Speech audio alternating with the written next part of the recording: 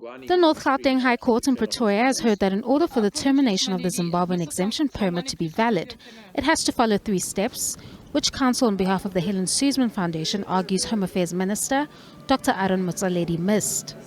My client does not suggest and does not ask this court to find that the minister may never terminate the ZEP program.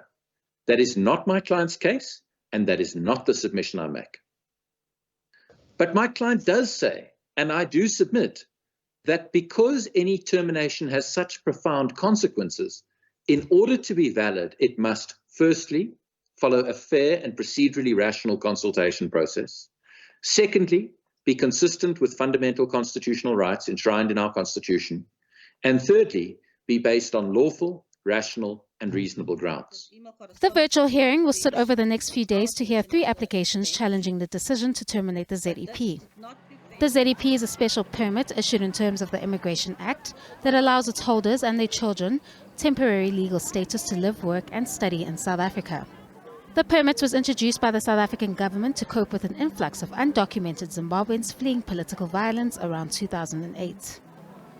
The Helen Suzman Foundation submitted that this case has nothing to do with illegal migration, but rather it's about 180,000 people who are residing in the country lawfully and will be left with no alternative should the permit expire, in turn exacerbating the issue of illegal migration.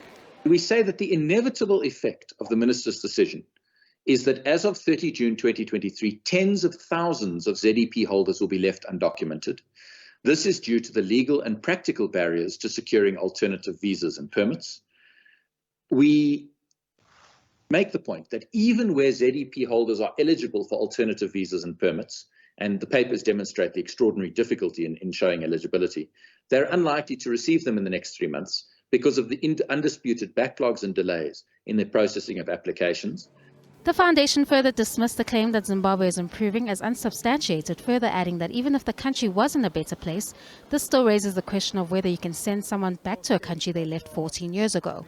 The matter continues on Wednesday with submissions from the Minister of Home Affairs. Canny, Maphanga, SABC News, Johannesburg.